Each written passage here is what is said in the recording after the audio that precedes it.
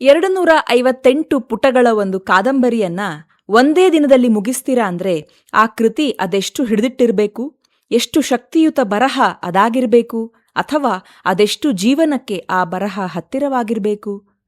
ಮುರಿದ ಕೈ ಅಥವಾ ಕಾಲಿನ ಎಕ್ಸ್ರೇ ತೆಗೆದ್ರೆ ಒಳಗಡೆ ಆದ ಫ್ರ್ಯಾಕ್ಚರ್ ಕಾಣತ್ತೆ. ಆದರೆ ಮನಸ್ಸಿಗೆ ಆದ ಫ್ರ್ಯಾಕ್ಚರ್ ನೋಡಲು ಏನ್ ಮಾಡಬೇಕು? ಮನಸ್ಸಿನ ಭಾವನೆಗೆ, ನೋವಿಗೆ, ಘಾಸಿಗೆ ಯಾವ ಯಂತ್ರದಿಂದ ನೋಡ್ತೀರಾ? ಅಲ್ಲಿ ಆಗುವ ಗಾಯಗಳು ರಕ್ತ ಸುರಿಸಲ್ಲ, ಆದರೆ ಕಣ್ಣಿಗೆ ಕಾಣದೆ ಜೀವ ಹಿಂಡ್ತವೆ.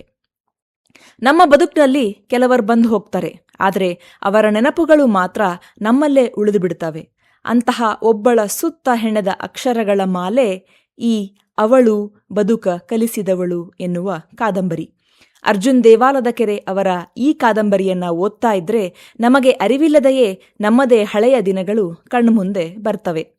ಇದು ಬರೀ ಒಂದು ಪ್ರೇಮ ಕಥೆಯಲ್ಲ, ಇದು ಮೌನದ ಭಾಷೆ, ವಿರಹದ ಹಾಡು ಮತ್ತು ಒಂಟಿತನದ ನಡುವೆ ನಾವು ಕಂಡುಕೊಳ್ಳುವ ನಮ್ಮದೇ ಪ್ರತಿಬಿಂಬ.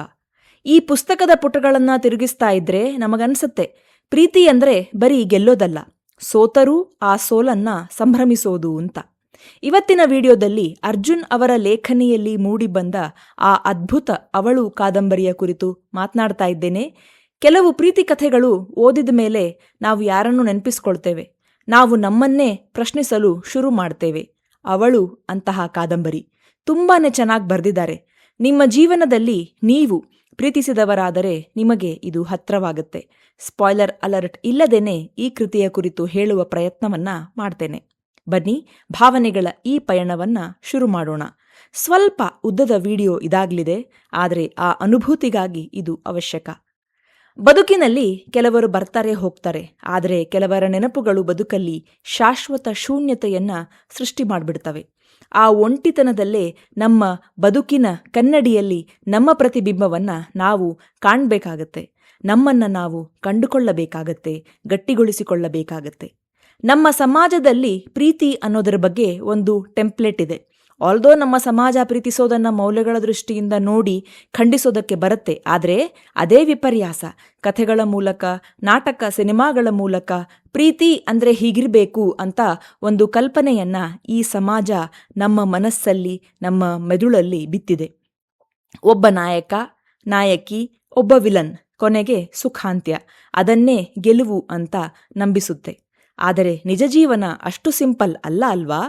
ನಮ್ಮ ಪ್ರೀತಿ, ನಾವು ಪ್ರೀತಿಸಿದ ವ್ಯಕ್ತಿನೇ ವಿಲನ್ ಆದ್ರೆ?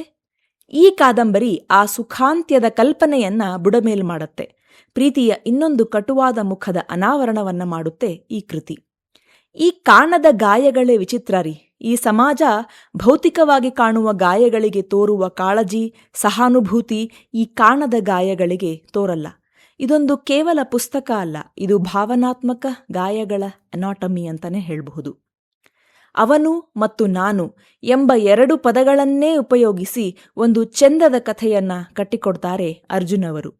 ಈ ಅವನು ಮತ್ತು ನಾನು ಅಂತ ಹೆಸರು ಉಪಯೋಗಿಸದೇ ಇರುವ ಕಾರಣವೇ ನೀವು ನಿಮ್ಮವರನ್ನ ಆ ಜಾಗದಲ್ಲಿ ತುಂಬಿಕೊಳ್ತೀರಾ ಮತ್ತು ಈ ಕಾದಂಬರಿ ನಿಮ್ಮನ್ನು ಕಾಡುತ್ತಾ ಸಾಗತ್ತೆ, ತಾಕುತ್ತಾ ಸಾಗತ್ತೆ.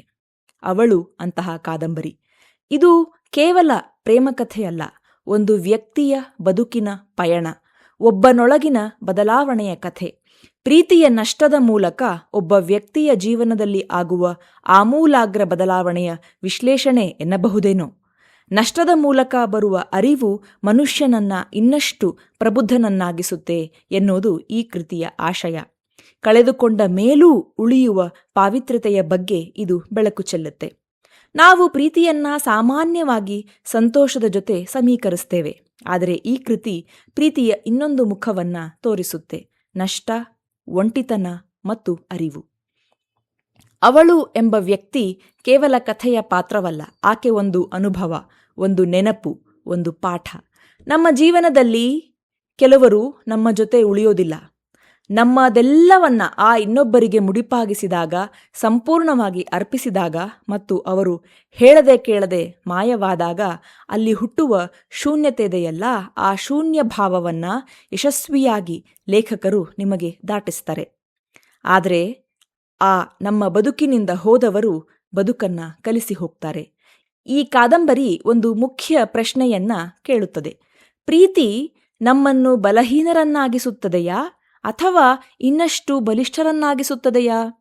ಸರಳವಾದ ಭಾಷೆ, ನಿಜ ಜೀವನದಂತೆ ಕಾಣುವ ಘಟನೆಗಳು ಮತ್ತು ಓದುಗರ ಮನಸ್ಸಿಗೆ ನೇರವಾಗಿ ತಾಗುವ ಭಾವನೆಗಳು. ಅವಳು ಓದಿದ ಮೇಲೆ ನಾವು ಕಥೆಯನ್ನ ಮರೆತು ಬಿಡಬಹುದು, ಆದರೆ ಆ ಅನುಭವವನ್ನ ಮರೆತು ಹೋಗಲು ಆಗೋದಿಲ್ಲ. ಈ ಕೃತಿ ಭಾವನೆಗಳ ಕನ್ನಡಿ. ಅವಳು ಬದುಕ ಕಲಿಸಿದವಳು ಒಂದು ಅನುಭೂತಿ. ನಿಮ್ಮ ಪ್ರೀತಿ ಯಾವುದೇ ಅಡೆತಡೆ ಇಲ್ಲದೆ ಸಫಲವಾಗಿದ್ದರೆ ಇದು ನಿಮ್ಮನ್ನ ತಾಗೋದಿಲ್ಲ. ನೀವು ಪ್ರೀತಿಸಿಯೇ ಇಲ್ಲವಾದರೆ ಇದು ನಿಮ್ಮಲ್ಲಿ ಯಾವ ಭಾವವನ್ನು ಮೂಡಿಸೋದಿಲ್ಲ. ಅಷ್ಟೇ ಅಲ್ಲ, ಎಲ್ಲ ಅತಿರಂಜಿತ, ಎಕ್ಸಾಜರೇಷನ್ ಅಂತ ಅನಿಸಿದ್ರೂ ಆಶ್ಚರ್ಯ ಏನಿಲ್ಲ. ಆದರೆ ನೀವು ಈ ಕೃತಿಯಲ್ಲಿನ ಎಳ್ಳಿನಷ್ಟಾದರೂ ಪ್ರೀತಿಯ ಮೋಸವನ್ನು ಅನುಭವಿಸಿದ್ದರೆ, ವರುಷಗಳ ಪ್ರೀತಿಗೆ ಗೋರಿಕಟ್ಟಿ ಮಾಯವಾದ ಅವನ ಅಥವಾ ಅವಳ ನೆನಪಾಗದೆ, ಜೀವ ಹಿಂಡದೆ ಈ ಕೃತಿ ಮುಗಿಯೋದಿಲ್ಲ. ಇಷ್ಟೆಲ್ಲಾ ಹಿಂದಿನದನ್ನು ನೆನಪಿಸಿ ಜೀವ ಹಿಂಡತ್ತೆ ಈ ಕೃತಿ ಅಂದಮೇಲೆ ಮತ್ಯಾಕೆ ಓದ್ಬೇಕು ಈ ಕೃತಿ ಅಂತೀರಾ? ಪ್ರೀತಿ ಕಳೆದುಕೊಂಡ ಮೇಲೆ ಪ್ರಪಂಚವೇ ಮುಗಿದೋಯ್ತು ಅಂತ ತಲೆ ಮೇಲೆ ಕೈ ಹೊತ್ತು ಕುಳಿತ ಎಲ್ಲ ಜೀವಗಳಿಗೂ ಆ ನೋವನ್ನೇ ಇಂಧನವನ್ನಾಗಿಸಿ ಘನತೆಯ ಬದುಕು ಕಟ್ಟಿಕೊಳ್ಳೋದನ್ನ ಹೇಳ್ಕೊಡುತ್ತೆ, ಹುರಿದುಂಬಿಸತ್ತೆ ಈ ಕೃತಿ. ಒಟ್ಟಾರೆ ಕಾದಂಬರಿಯ ಕುರಿತು ಹೇಳೋದಾದರೆ, ಅವಳು ಕೇವಲ ಕಾಗದದ ಮೇಲಿನ ಗುಚ್ಛವಲ್ಲ, ಅದು ಜೀವಂತ ಅನುಭೂತಿ. ಪ್ರೀತಿಯ ಸೋಲು ಬದುಕಿನ ಸೋಲಲ್ಲ, ಅದೊಂದು ಅರಿವಿನ, ಬದುಕಿನ ಹೊಸ ಅಧ್ಯಾಯದ ಆರಂಭ. ನಮ್ಮ ಬದುಕನ್ನು ನಾವು ಕಟ್ಟಿಕೊಳ್ಳುವ ಪ್ರಯತ್ನ ಮತ್ತು ನಮ್ಮನ್ನು ನಾವು ಪ್ರೀತಿಸಲು ಕಲಿಯುವುದೇ ಈ ಪ್ರೀತಿಯ ಬಹುದೊಡ್ಡ ಪಾಠ. ಈ ಕೃತಿಯ ಕೊನೆಯ ಸಾಲು ನನಗೆ ಬಹಳ ಹಿಡಿಸಿದವು. ಅದೇನೆಂದರೆ, ಪ್ರೀತಿಸಿ, ಪ್ರೀತಿಗಾಗಿ ಪ್ರೀತಿಸಿ, ಸ್ವಾರ್ಥಕ್ಕೆ, ದುರಾಸೆಗೆ, ಮೋಹಕ್ಕೆ, ಕ್ಷಣಿಕ ಸುಖಕ್ಕೆ, ಇನ್ಯಾರದ್ದೇ ಬಲವಂತಕ್ಕೆ ಅಥವಾ ಒತ್ತಡಕ್ಕೆ ಪ್ರೀತಿಸದಿರಿ. ಹಾಗೆ ಪ್ರೀತಿಸಿ ಪ್ರೀತಿಯ ಪವಿತ್ರತೆಯನ್ನು ಹಾಳುಗೆಡುಹದಿರಿ. ಪ್ರೀತಿಯನ್ನು ಪ್ರೀತಿಯಿಂದ ಪ್ರೀತಿಯಾಗಿರಲು ಬಿಡಿ. ಪ್ರೀತಿ ಸಿಕ್ಕರೂ ಸಿಗದಿದ್ದರೂ ಪ್ರೀತಿಯಿಂದ ಪ್ರೀತಿಗಾಗಿ ಒಂದು ಜೀವನ ಕಟ್ಟಿಕೊಂಡು ಬಿಡಿ. ಹೆತ್ತವರಿಗೊಂದು ಘನತೆ ತಂದುಬಿಡಿ. ವಾಹ್! ಕೊನೆಯದಾಗಿ ನಾನು ಹೇಳೋದು, ನಿಜವಾಗಲೂ ಪ್ರೀತಿಸಿ, ಅವಳಿಂದ ಅಥವಾ ಅವನಿಂದ ವಿನಾಕಾರಣ ಮೋಸ ಹೋಗಿ ನೊಂದು ಬೆಂದು ಮತ್ತೆ ಘನತೆಯ ಬದುಕು ಕಟ್ಟಿಕೊಂಡ ನಿಮ್ಮೆಲ್ಲರಿಗೂ ಜೀವನದಲ್ಲಿ ಬಹಳ ಬಹಳ ಒಳ್ಳೆಯದಾಗಲಿ. ಶುಭ ಹಾರೈಕೆಗಳು. ಈ ಒಂದು ಎಪಿಸೋಡ್, ಈ ವಿಡಿಯೋ ಮುಗಿಸೋದಕ್ಕೂ ಮುನ್ನ ನನ್ನದೊಂದು ಪ್ರಚೋದನಾತ್ಮಕ ಪ್ರಶ್ನೆ. ಅದೇನೆಂದರೆ, ಈ ಕೃತಿ ಮೋಸ ಹೋದ ನಂತರ, ಶೂನ್ಯಕ್ಕೆ ತಲುಪಿದ ನಂತರ ಮತ್ತೆ ಎದ್ದು ನಿಂತು ಒಂದು ಘನತೆಯ ಬದುಕನ್ನು ಕಟ್ಟಿಕೊಳ್ಳುವುದರ ಬಗ್ಗೆ ಮಾತನಾಡುತ್ತೆ. ಆದರೆ ನಾವು ಒಮ್ಮೆ ಆಳವಾಗಿ ಯೋಚಿಸಬೇಕು. ನೋವು ಕೊಟ್ಟ ಆ ವ್ಯಕ್ತಿಯನ್ನು ನಮ್ಮ ಮನಸ್ಸಿನಿಂದ ಸಂಪೂರ್ಣವಾಗಿ ಅಳಿಸಿ ಹಾಕಿ ಆ ನೆನಪುಗಳನ್ನು ನಿರ್ದಾಕ್ಷಿಣ್ಯವಾಗಿ ನಾಶ ಮಾಡುವುದೇ ನಿಜವಾದ ಗುಣಮುಖವಾಗುವಿಕೆಯ ಹಾದಿಯೇ?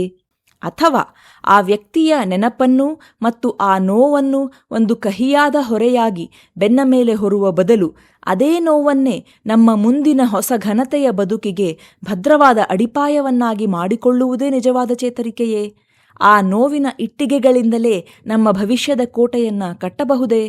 ಯೋಚಿಸಿ.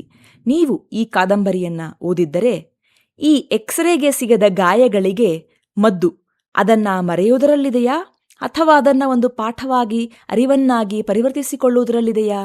ಇದು ಅವರವರೇ ಕಂಡುಕೊಳ್ಬೇಕು. ನಿಮ್ಮ ಅನಿಸಿಕೆ ಏನು? ನೀವು ಕಂಡುಕೊಂಡ ಸತ್ಯ ಯಾವುದು? ಕಾಮೆಂಟ್ ಮಾಡಿ ತಿಳಿಸಿ. ನಿಮ್ಮ ಜೀವನದ ಅವನು ಅಥವಾ ಅವಳು ನಿಮಗೆ ತೋರಿದ ದಾರಿ ಯಾವುದು ಅಂತ ತಿಳಿಸಿ. ನಿಮಗೆ ನಮ್ಮ ಚಾನೆಲ್ನಲ್ಲಿ ಮೂಡಿಬರುತ್ತಿರುವ ರಿವ್ಯೂಗಳು ಇಷ್ಟ ಆದರೆ ಬಾಳೊಂದು ಭಾವಗೀತೆ ಚಾನಲನ್ನು ಸಬ್ಸ್ಕ್ರೈಬ್ ಮಾಡಿ, ಲೈಕ್ ಮತ್ತು ಶೇರ್ ಮಾಡಿ. ಮತ್ತೊಂದು ಸರಣಿ, ಸಿನಿಮಾ ಅಥವಾ ಪುಸ್ತಕದ ಮೂಲಕ ಬರ್ತೇನೆ. ಅಲ್ಲಿವರೆಗೂ ಯೋಚನೆ ನಿಮ್ಮದಾಗಿರಲಿ, ವಿಶ್ಲೇಷಣೆ ನಮ್ಮದಾಗಿರಲಿ, ಬಾಳು ಹಾಡಾಗಲಿ, ಭಾವ ಜೊತೆಗಿರಲಿ. ನಿಮ್ಮ ಸಮಯಕ್ಕೆ ಧನ್ಯವಾದಗಳು. ಮತ್ತೆ ಸಿಗೋಣ.